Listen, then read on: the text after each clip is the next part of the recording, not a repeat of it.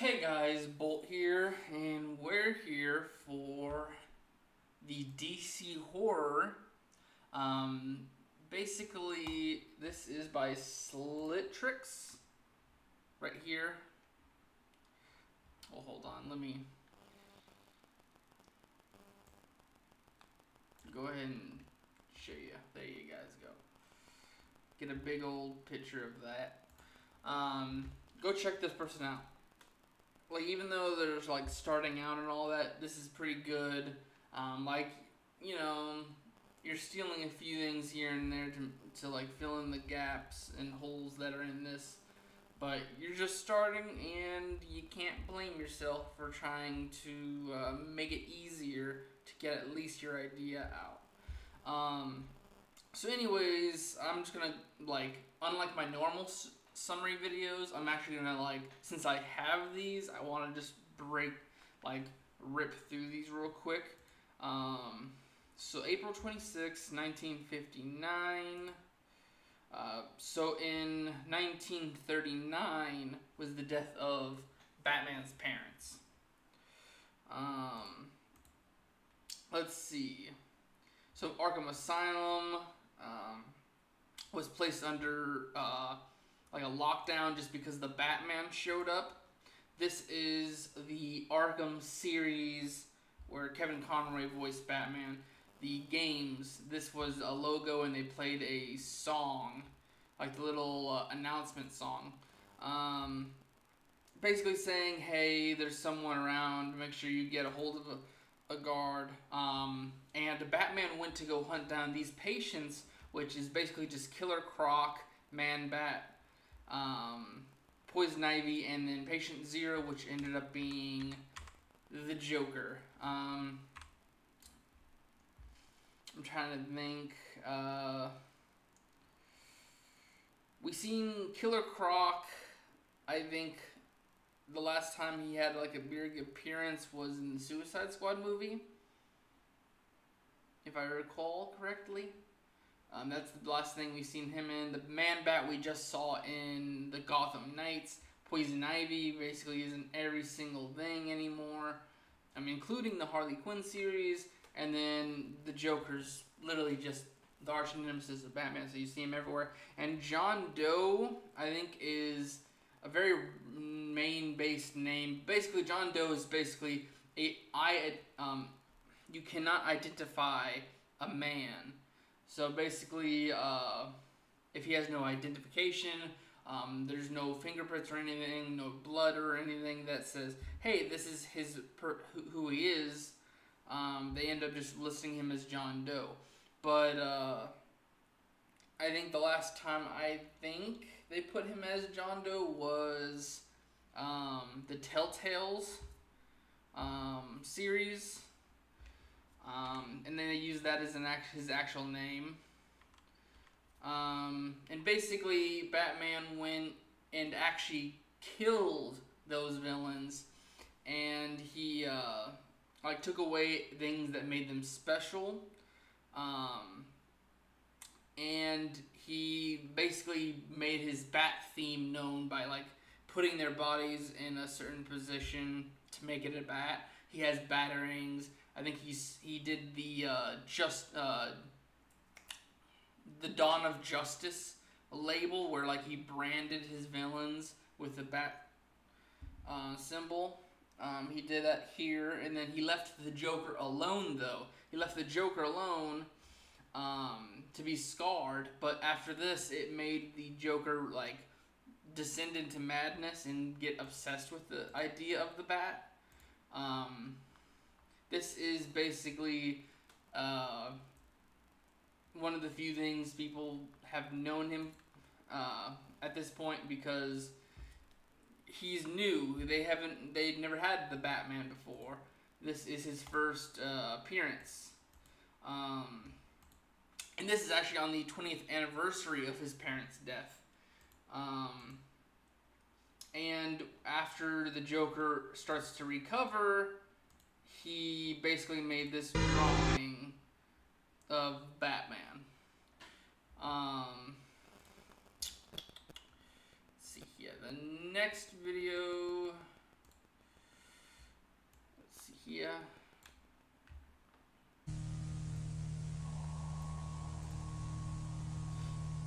Okay, so a year after last video, so this would be 1960.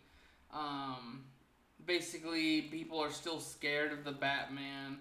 Um, they just his name is actually going, and then here they try to expand the multiverse by saying that Superman, the Blue Boy Scout in Metropolis, and the Flash, the fast guy in Central City, are also being menaces at this time.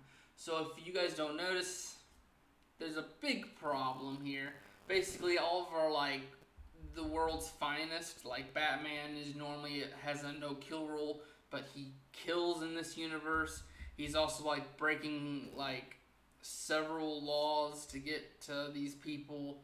And then there's Superman over here who's probably acting like a god. And then what are you gonna do against someone who like after a blink of the eye does his crime and goes away?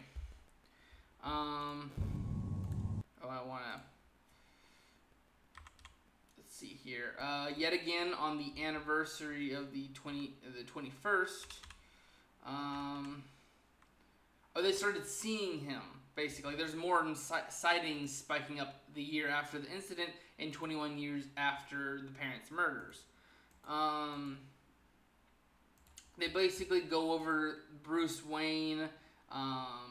He's been missing ever since this little meeting at Cord Industries, which is Ted Cord, which is the second Blue Beetle, the one that doesn't have the scare-up that makes him have powers and all that. Basically, he never got over his parents' death. He has these crazy ideas. He's not hiding the fact that he's wanting to do something about Gotham. Like, he normally is a playboy multi-millionaire that still wants to help the city, but has his own personality aside from that. Here, it basically shows that Batman just shines through in this universe. Like, Batman is just who he is and has been for a very long time. I don't know what this version of Bruce is based on. I couldn't tell you. But I guess that's one of the last photos, and this is the last sighting of him in a cave, most likely the Bat Cave, well, the thing that became the Bat Cave.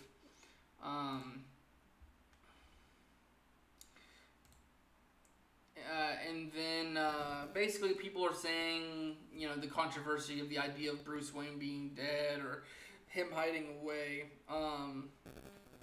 And we are here we are. Actually, you can't see this. Jim Gordon's audio log up there. So this is Jim Gordon talking this entire, this second video. Oop. And then before he starts so he reveals that he believes, and he's got a lot of proof, that Bruce is the Bat. So within a year, Jim reveals to probably an underground that Batman is Bruce, and almost immediately Batman finds out the recording, interferes with it, and says he's going to bring justice to Gotham.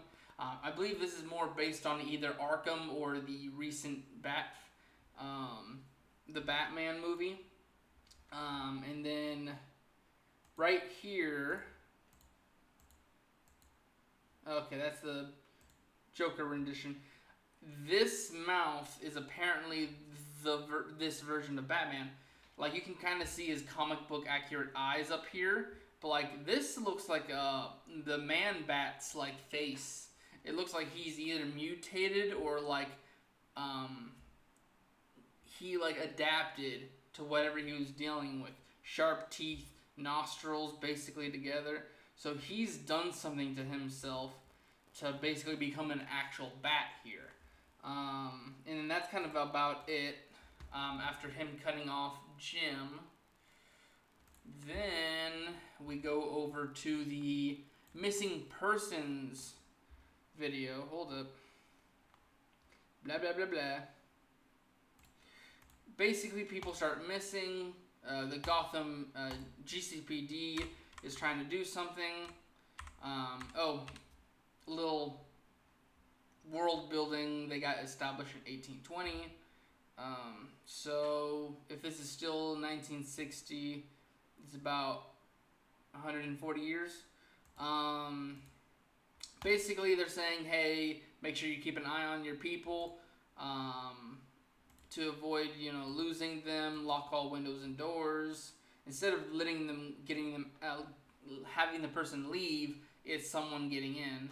And then they just basically say, yeah, just avoid the Batman all in general. I'm trying to figure out. Let's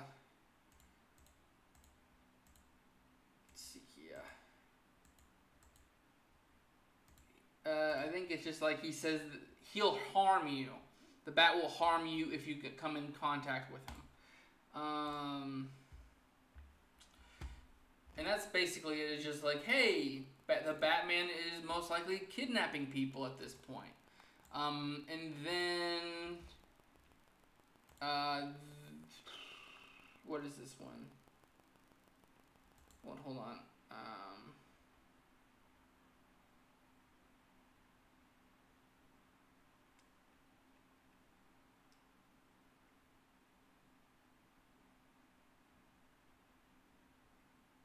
I think this was Jim Gordon. Jim Gordon returning, to explain it. So basically, let's see here.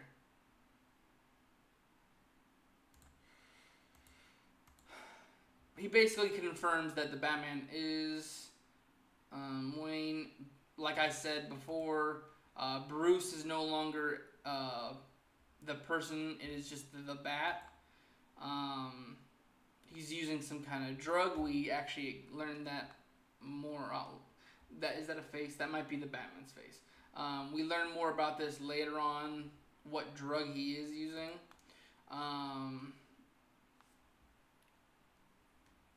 Ever since the 1960s, so until 1962, it's just been skyrocketing for 2 years. Like his appearances are getting more and more often, which means people are either missing or people are like being found dead. Someone found him in an alleyway and took a picture. The crime rate is down because of him doing his own thing. Arkham, he basically has killed most of his rogues gallery at this point. He says he has proof.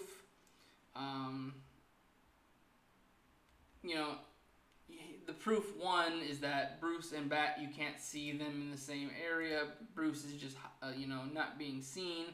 And then there's an audio recording, which is basically doing Bruce having to record himself saying, this was my father, this was my mother. They died when I was young. But because of this loss, I am going to force myself into being the judge, jury, and executioner. And he says, I am the night, I am vengeance. And then he does the Kevin Conroy speech at the very end, but it's very hard to hear. And let's see here, right here.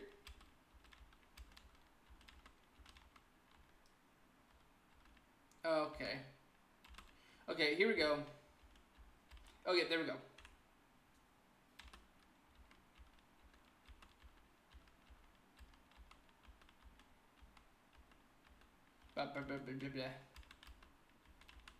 Okay, it's very hard to do this. You shouldn't have found this. Basically, every time Jim or someone is trying to show evidence, he finds out about it and tries to interfere. But sadly for Batman, he gets noticed very quickly. Wrong. And then, let's see here. have names. So that was the truth. This was names. The Wayne Manor explodes by random. They find out that there's some pictures of the family and a clock that got left alone. And through the clock, you find the Batcave. And then, let's see here. The Batman's costume hung up and all that. Kind of like, you know, the little things from the animated series, like the windows. Random files and histories. A bunch of names. Basically, this is basically Batman's, like, hit list. Dick Grayson is the first Robin and is Nightwing. Jason Todd is the second Robin, which becomes Red Hood. This is the person speaking, which gets revealed at the end. Barbara Gordon is Jim Gordon's daughter, and Jim Gordon is the captain of the police at this point, and he eventually becomes commissioner after the Batman puts the original commissioner in bars, but because of the Batman not playing by the rules like he normally does, the commissioner probably is still on top, and Gordon's still the captain. But anyways, Barbara Gordon becomes her own Batgirl in most universes. Like, she goes and does her own crime fighting. She gets, in some timelines, she gets, the Joker paralyzes her, and she becomes, like, the brain behind the operation as Oracle. And then sometimes she recovers back into Batgirl. Stephanie Brown is Spoiler, which is like a anti-hero that, like, I think she, like, hacked and all that, but she was at one point the fourth Robin, I believe. Like, right after Tim Drake, she became it. Kate Kane, which is Bruce Wayne's cousin, and becomes Batwoman. Luke Fox, which is, Lucius Fox is the, like, tech guy at Wayne Enterprise. Luke Fox is his son, who takes tech to become Batwing, which is just a jetpack-fueled Batman. Helena, this is,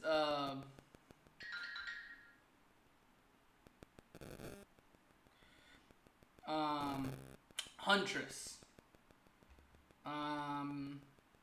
I'm gonna have to look up Jean Paul real quick, but I know Harper Row is,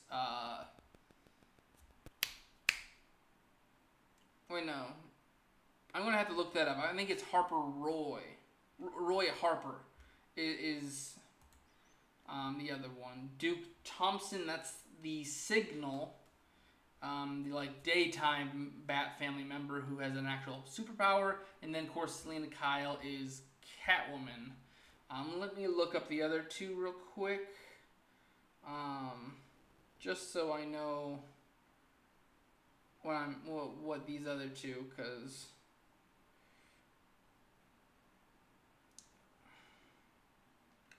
let me double check.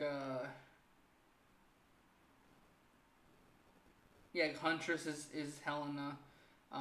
Jean Paul Valley.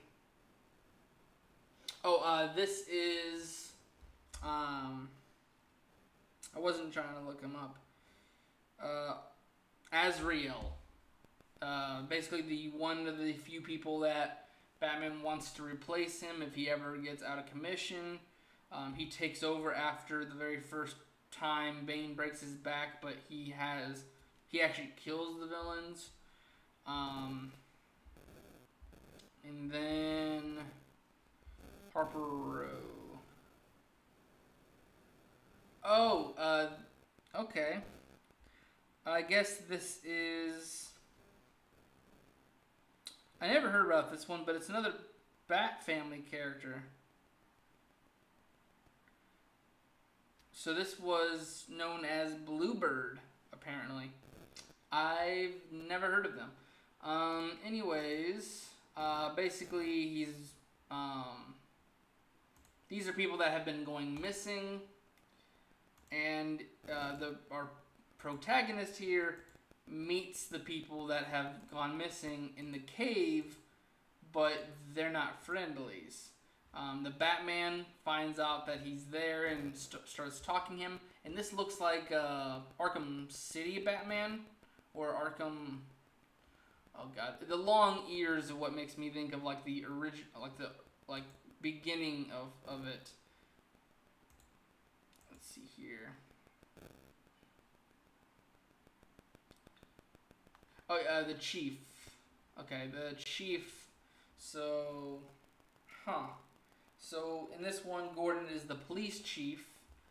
And then after the explosion, everyone knowing Bruce is the Bat, they think he's dead, but he's not. Now that our protagonist here has met him, because of the falsification of his death, crime goes back up. He needs to leave, but he gets taken.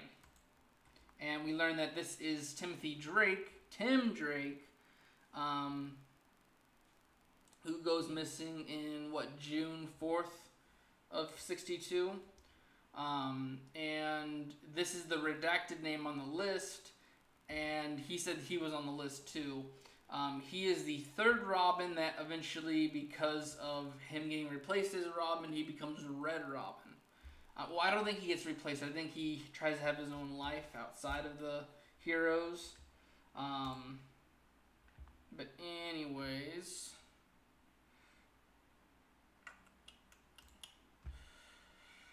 next is Prisoner. Right off the bat, we learn that this is Jason Todd. He was one of the missing. So after Tim Drake goes missing, Jason Todd has recorded him. This is a picture of the Batman stalking Jason.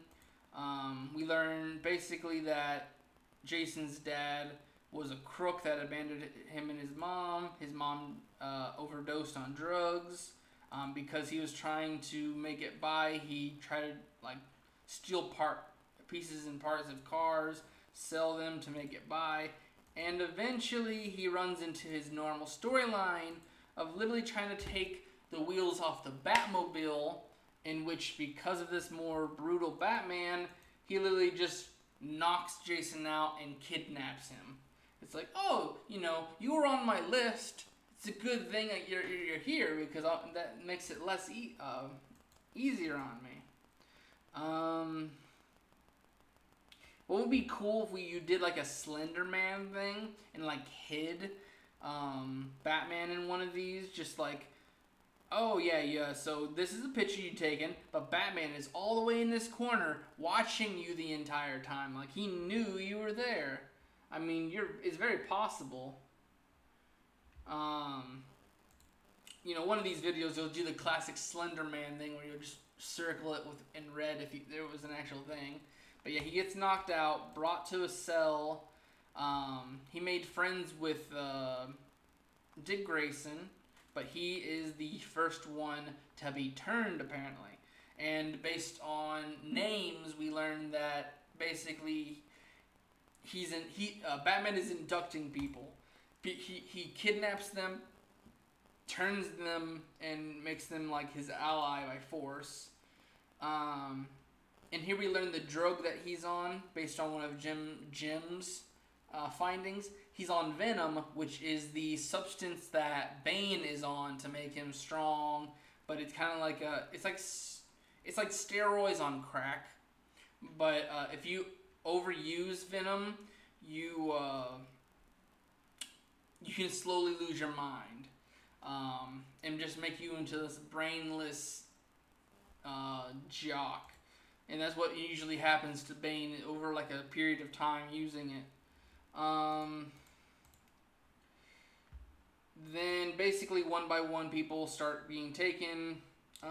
He ended up being the fourth one taken. Oh wait, hold on.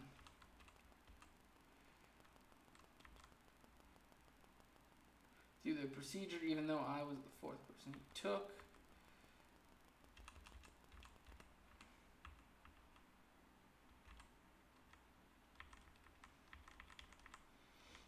And then we learned that he did kidnap Selina, which we do know she is Catwoman, and Batman has feelings for her. She is a robber, and we realize that most of these people that he's probably killed and actually done have actually, like, their actual backstories. So this means basically all these people are having probably their powers, because if Superman has his powers and Flash has his powers, and you're saying Poison Ivy and the Man-Bat exists for some reason, and we're just now introduced to one of the world's smartest people. She put up a fight and got put down and taken somewhere. So did she die? Did he kill her for trying to put up a fight? So probably he had sympathy for her, even though he would probably kill her if it weren't for him having the hots for her. But because she fought back, she got killed and put somewhere. Probably alongside the parents or something. He starts the process. He tells about Alfred, which sadly within a few weeks of his parents' death dies to a stroke, which means there's no one there to hold Bruce's hand through his pain and suffering. So this is the domino effect, is without a mentor to kind of like shove his anger and stress and anxiety and all that other, like, after this great trauma, there's no one to like mentor him onto how to properly put this into a passion, and become a better person after it. Jason basically says he makes sympathy with the Batman, but eventually he's like, you do need help.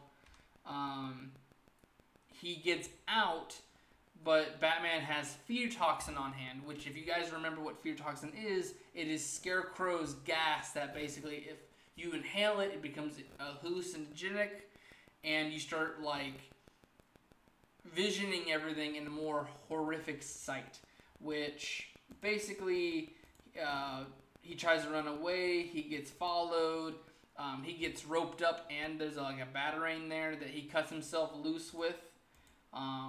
And right before he leaves the cave, Batman follows him, but stops as the mansion collapses. The cops question him, figure out what happened, and we see what the fear gas made Jason see.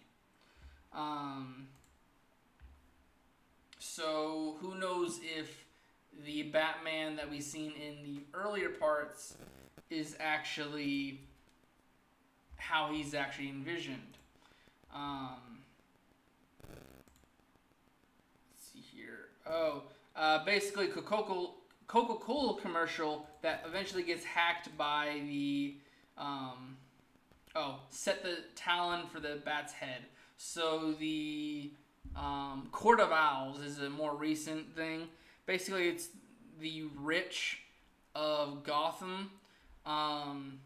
People like the Oswald Cobblepot, which is Cobblepot, which is the Penguin. His family is like rich, in like, it's also got like a historical background, and all these people are like crooks and all that.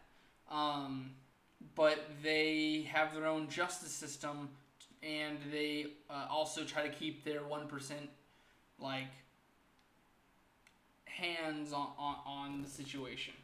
And basically, because of the Batman's like, oh, here we go. Here's a better version of it. I think this is the Gotham Knights version of the head of the court. But anyways, they see that Batman's probably doing like he would probably do something that could affect what they're trying to do by killing people like outright. Like if you're ruining the little strings we have, there's nothing to pull. Then let's see here. There's the missing persons broadcast. So this is kind of like a part 2 to the instruction presentation. See here. So Old Gotham. These are from the Arkham series. Miagani Island, Bleak Island, and Old Gotham. These are all from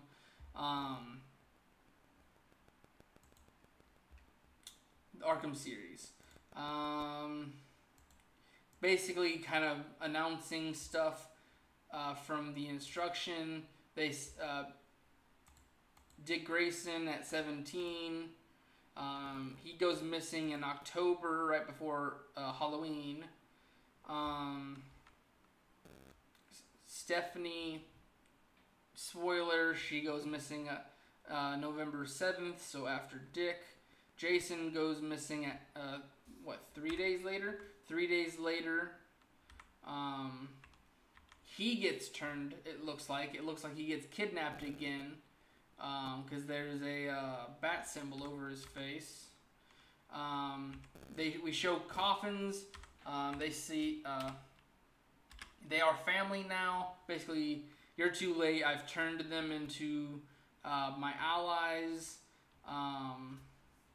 Unless, like, this is supposed to mean, like betrayal. But I doubt it.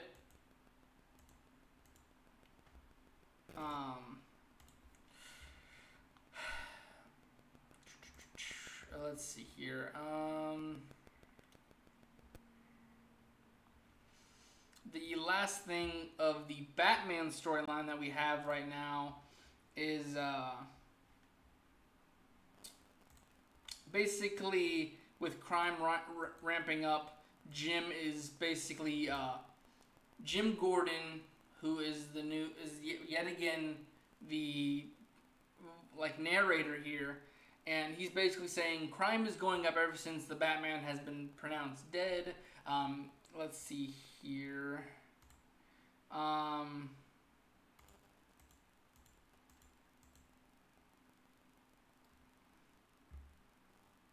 He's killed over 30 people in the last few years. The Joker exists, and this is their version of the Joker. And he's starting to... Oh, wait. Oh, so it wasn't the Batman. It was the Joker has killed 30 people in the past few years. He goes by different names during one of his crimes. And it looks like he went by Joe Chill in this one. Joe Chill in most universes is just a random thug that got put up to kill the Waynes because they were starting to affect bigger crime, organized crime. Or it was just, hey, we're going to threaten your family if you don't take care of these people. But Joe Chill, I think in one universe... he turns into the Joker. I forgot which one. But there was also, he was the murderer in the original Batman with Michael Keaton. He was, have you ever danced with the devil in the moonlight? That line, he was the person who put down his parents and eventually became the Joker. We see what looks like a,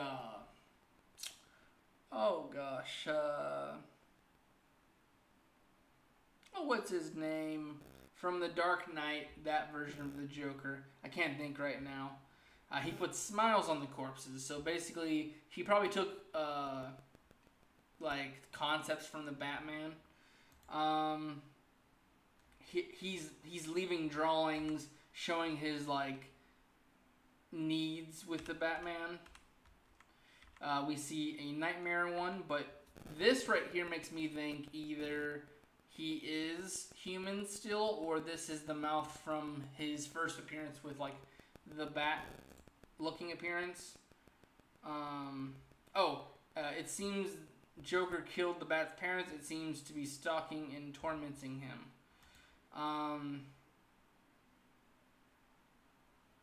He poured like acid over Harvey Dent's face to make him Two-Face basically, and to be like, instead of the White Knight that Gotham needs, he makes him another problem for them.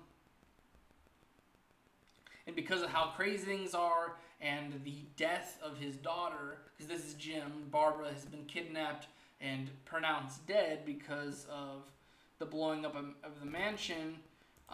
He retires from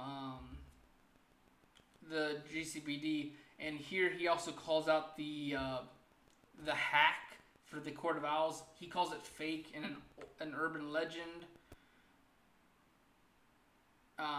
He is hey, we have apparently the Riddler from the 23 Batman is a part of this universe. After my daughter was killed, I stepped down as captain. He moved out after he got enough money.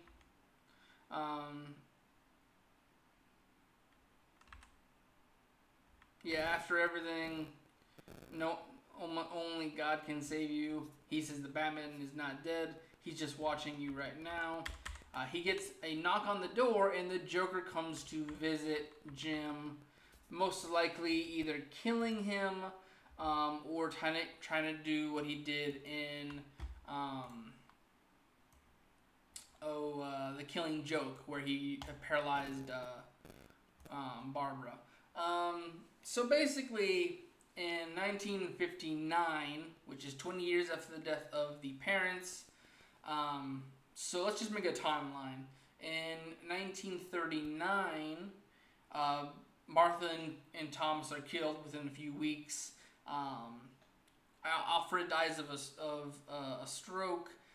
20 years later, on the anniversary of his parents' death, Bruce came back to become the Batman and put fear into criminals by straight up just killing his victims and showing that he's not above anything here in this universe. And he tortures the Joker, who in this universe has killed his parents, and basically says, "I'll let you live to live with the fact that you've killed my parents." And instead of tormenting the Joker, it makes him hyperfixate on the Batman, and he becomes the Joker, and basically just takes over as an apprentice role to the Batman, and goes off just killing people out of no reason, and kind of wants to meet the Batman more and more. And then I think it was 1960, Batman starts showing up more and more. He starts kidnapping kids, and throughout time he starts altering. He turns them through a procedure. He kills quite a bit of people, including several of the inmates at Arkham. Probably people started getting out, and instead of the normal Batman, every time they got out, he just straight up killed them to not worry about them ever again. In this Batman, most likely after the little party at Ted Cord, he goes into hiding, probably mutates himself into the Batman, and then uses Venom to make himself stronger without, he probably modified it to where it doesn't do as much as it would against Bane. He also has fear toxin to basically put fear into every single person he comes across. And then basically kidnap what will eventually become the Bat family. All the Robins, all the allies, And through this, basically, everyone doesn't want to do anything because in case they do something, the bat might come and kill you, or maim you at least. You know, you also have to be careful because maybe he'll want your, jokingly, but not really jokingly in this universe, he might come and take your kid as a new Robin. And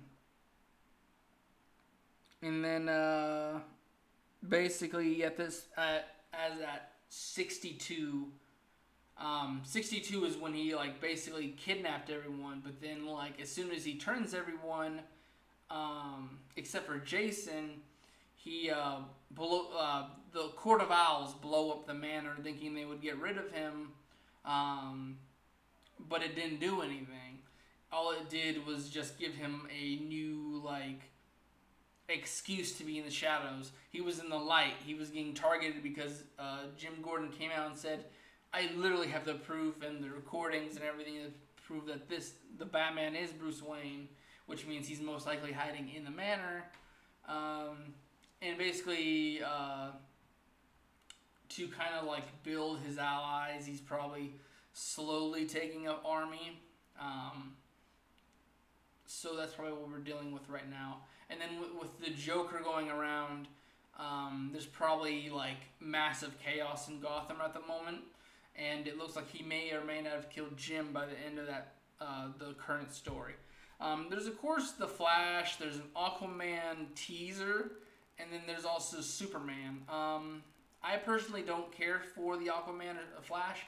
Superman though. Basically, he helped in World War II, helped around a lot. He disappears for a while, comes back, but he's like, his mentality has changed drastically. And now he's basically just like, I will do what I want, no one can stand against me. And people start like praising him as a god. And I think basically those same people who try to like pull some Slender Man proxy crap on people, saying that we will sacrifice to our god, Superman puts a stop to that almost immediately.